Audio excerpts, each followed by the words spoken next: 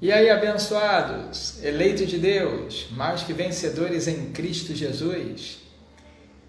Estamos aí ao vivo no Facebook Live, aí para papo com você um pouquinho sobre o assunto do momento, né? No meio aí do povo evangélico e também, né, no meio, infelizmente, né, entre os da graça, né? Ou os que se dizem em graça, né? Falar sobre a escatologia preterista. Eu não venho aqui agora ao vivo para dar um estudo, né? Ainda vou me preparar direitinho, outros dias, com calma, não somente falar a respeito dessa doutrina, contra essa doutrina, como já venho falado aí várias vezes, colocado aí no Facebook e o WhatsApp, né, nas redes sociais, como também outros assuntos concernentes à graça de Deus, né? Só venho aqui nesse vídeo aqui bater um papo contigo, um papo assim, direto, né? A chamada o papo reto entre eu e você sobre esse tema aí que tem causado bastante polêmica, né, no meio cristão, né? A escatologia preterista, né? Uma doutrina que foi criada por um padre. Você sabia disso? Ela foi criada por um padre. Ela foi criada por um padre chamado Luís de Alcazar, né? Luís de Alcazar. No final aí de 1500, né, no século passado, né, ele trouxe essa escatologia preterista. Ele teve um entendimento do livro de Daniel como um cumprimento ali na destruição do templo de Jerusalém. E também interpretou ali Mateus 24, né, capítulo 24, como uma profecia de Jesus sobre o final de todas as coisas, né? A sua vinda, né? Segundo a visão de Luís Alcazar, né? E a sua vinda definitiva, né? E o interessante é que os cristãos, né? Os evangélicos que creem no preterismo, eles não conseguiram entender o que Jesus disse ali em Mateus 24. Se você ler lá no versículo 3 de Mateus 24, os discípulos fizeram duas perguntas a Jesus a respeito, né, do final dos tempos, né, a sua vinda e o fim do mundo. A sua vinda e o fim do mundo. Foram assim mesmo. Depois você dá uma olhadinha lá em Mateus 24, versículo 3. Né? Fizeram duas perguntas a Jesus. E Jesus, ali em Mateus 24, ele fez um resumo, né, dessas duas respondendo, né? Ele respondeu em resumo essas duas perguntas. Então Jesus fala ali de duas manifestações, de dois juízos, um contra Israel na destruição do templo, e ele inicia falando sobre esses juízos de Israel, né, que não ficaria pedra sobre pedra, e depois ele fala do juízo para com as nações, né? A sua vinda corpórea em que todo olho verá.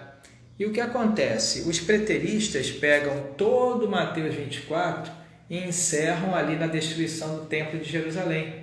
Mas na verdade, Jesus ali em Mateus 24, ele fala de profecias que antecederiam a destruição do templo e a própria destruição do templo, e também de profecias que antecederia a sua vinda corpórea, né, para com todas as nações.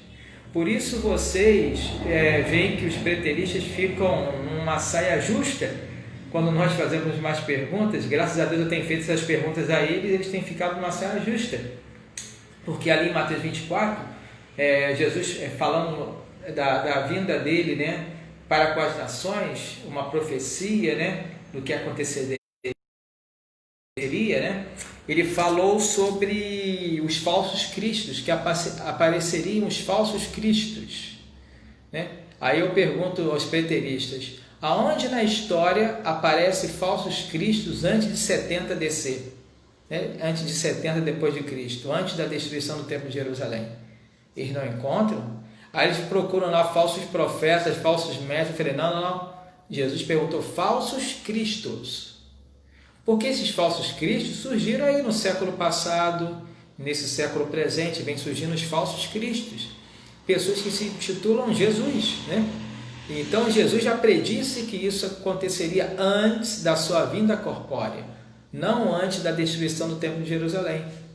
Como, por exemplo, Jesus ali também em Mateus 24 fala, né, dos sinais na lua, no sol e nas estrelas. Não se sabe, não se tem um relato concreto dessas manifestações nesses astros. No sol não tem esse relato, antes de 70 descer. Mas nós sabemos que no século aí, retrasado, passado, presente, já há várias manifestações aí de sinais no Sol, na Lua e nas estrelas, né?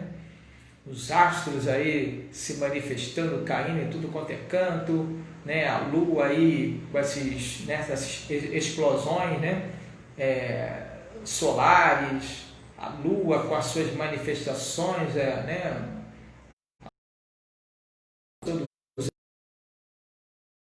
Durante os anos, durante séculos se manifestando, né? Mas há alguns sinais evidentes do que Jesus já predisse lá atrás que aconteceria, né? Muito bem, né? Então isso aí os preteristas não conseguiram assimilar e entender isso, né? Sobre essa situação. Então, abençoados, isso é muito importante que você saiba que o preterismo, a escatologia preterista, nesses últimos dias, eles têm dito que é uma mensagem da graça. Eles dizem assim, olha, isso é uma mensagem da graça, faz parte dos temas da graça de Deus. Isso é um outro ponto que eu quero passar aqui para vocês. Eu te digo, não faz parte da graça. A teologia é uma doutrina criada por um padre do sistema religioso. Como nós que vamos combater o sistema religioso, nós vamos implementar uma doutrina do sistema para combater o sistema. Não se dá, não tem como, né? E o apóstolo Paulo escrevendo aos Gálatas, no capítulo 1, né, nos versos 6 ao 9, o apóstolo Paulo ali ele diz, né, que se alguém evangelho que ele, Paulo, pregava, pode ser um anjo vindo do céu, né? Pode ser qualquer pessoa, se for diferente, seja o que? Anátema. Depois vocês conferem lá, Gálatas capítulo 1, dos versos 6 a 9, né? Então não se pode pregar uma outra doutrina, um outro evangelho, um outro espírito, como Paulo também fala em 2 Coríntios capítulo 11, né? Nos versos 3 a 5, né? Paulo fala ali que existem pessoas pregando outro Jesus, outro evangelho, né? Um outro espírito, e no versículo ali diz que eram os apóstolos. Ele mostra bem claro ali que eram os apóstolos que pregavam um outro Jesus, um outro espírito, um outro evangelho. Então Paulo foi enfático e firme em dizer que se alguém prega diferente que ele, Paulo, pregasse, seja anátema, né? Então Paulo ele foi fiel ao que Cristo ressuscitado revelou a ele. Paulo ele veio para lançar o fundamento da igreja gentílica, como está lá em 1ª carta de Paulo aos Coríntios, no capítulo 3, versículo 10. Paulo disse que ele, como perito arquiteto, lançou o fundamento, pôs o fundamento, mas veja cada um como soube edifica. Então, como é que eu posso dizer que a escatologia preterista é uma doutrina da graça se o próprio apóstolo Paulo nunca falou sobre preterismo? Paulo, em cartas, deixou claro que Cristo viria no ano 70 depois de Cristo, né? Ou que Cristo chega... Eles dizem assim, não, mas Paulo falou próximo, perto está o Senhor. Paulo falava em esperança, como todos, até os apóstolos falavam em esperança, como as gerações futuras falavam em esperança, e nós hoje falamos em esperança, né? permanece a fé, a esperança e o amor, a esperança permanece. Então nós aguardamos ao Senhor e falar, não, mas os meus antepassados morreram e esperaram o Senhor não veio. Claro, tem um dia e tem um momento. E pode-se passar séculos e séculos aí, né? E vai ter esse dia. Esse dia só o Senhor sabe. Só o Senhor sabe. Deus não revelou a ninguém. Então não caia nessa trama, de acreditarem que o Senhor Jesus veio por definitivo no ano 70 depois de Cristo, que isso é uma mentira, né? Isso é um engodo, isso é um vento de doutrina, não está em linha com o novo pacto de melhores e superiores promessas. O apóstolo da graça, o apóstolo Paulo, não respaldou, nunca respaldou uma doutrina como essa, né? Até ele disse, né? Cuidado se alguém por alguma epístola, né, vem falando como se fosse de nós mesmos. Paulo alertou os Tessalonicenses quanto a isso, né? Ele falou, olha, não, cuidado, porque antes disso acontecer, vai se manifestar, né, o iníquo, o filho da perdição, que vai se assentar no templo de Deus, ostentando ser seu próprio Deus, e ali tem aquela profecia toda que Paulo falou, que não se cumpriu antes de 70 depois de Cristo. E os preteristas disseram que foi Nero.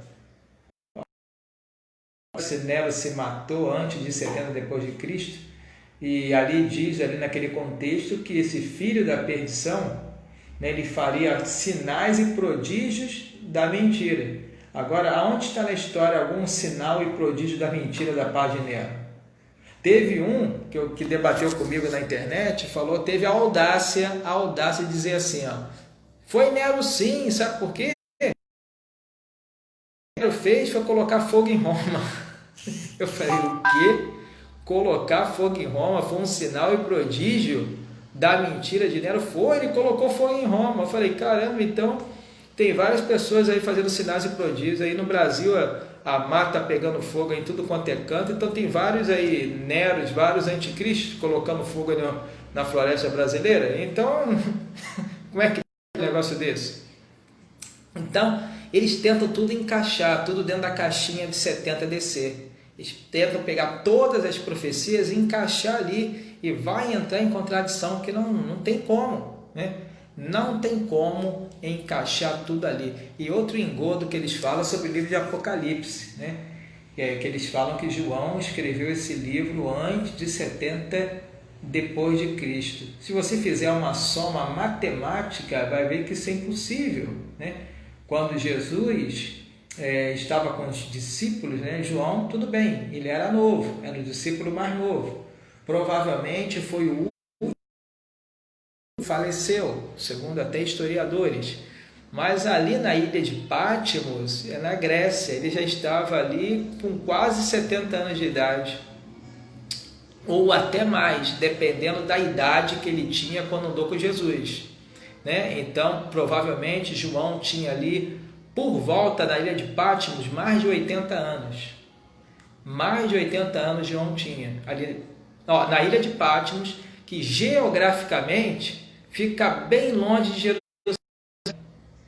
Fica na Grécia, né? A ilha de Patmos se localiza ali na Grécia.